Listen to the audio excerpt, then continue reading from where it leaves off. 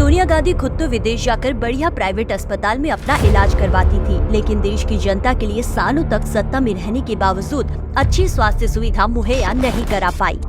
कांग्रेसी हमेशा एम्स नाम का राग अलापते रहते हैं, जबकि इसकी सच्चाई ये है कि 70 सालों तक देश को लूटने के बाद ये देश को स्वास्थ्य सुविधा के नाम पर सिर्फ और सिर्फ 8 ही एम्स दे पाए थे। लेकिन जनता के दर्द को समझते हुए पिछले 9 सालों में मोदी जी ने देश में 15 नए एम्स की सौगात दी है। और ऐसा इसीलिए हो सका है क्योंकि मोदी जी जनता के दर्द को कागजों पर पढ़ने के बजाय उसे दिल से महसूस करते हैं, क्योंकि उस गरीबी को उन्होंने झेला हुआ है। उन्हें पता है कि टाइम पर या पैसों की कमी की वजह से इलाज न मिलने से क्या क्या हो सकता है।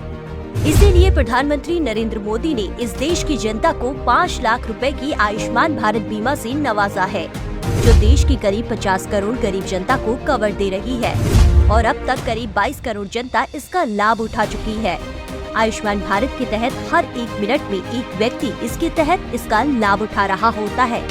ऐसा नहीं है कि कांग्रेस काल में ऐसी कोई बीमा योजना नहीं थी। कांग्रेस ने भी जनता के लिए राष्ट्रीय स्वास्थ्य बीमा योजना चालू की थी, लेकिन वो बस एक दिखावा भर था, क्योंकि कांग्रेस जनता को सिर्फ 30,000 रुपए की बीमा दे रही थी, जबकि मोदी जी 5 लाख रुपए की बीमा दे रही है।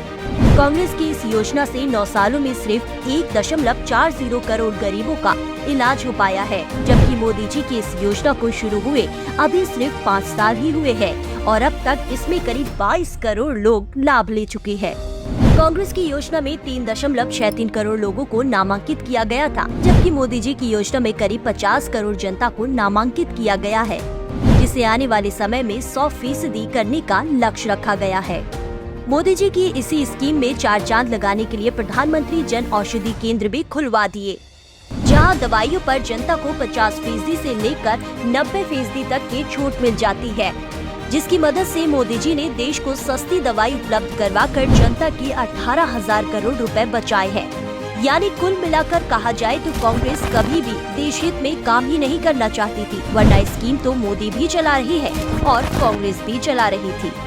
लेकिन सफलता मोदी जी को ही मिल रही है, क्योंकि जहां चाहा है वही रहा है और कांग्रेस ने कभी काम करना चाहा ही नहीं। और इसीलिए कांग्रेस की यह स्कीम झुंझुना जैसा था, जिससे देश की जनता को कोई लाभ नहीं पहुंचा।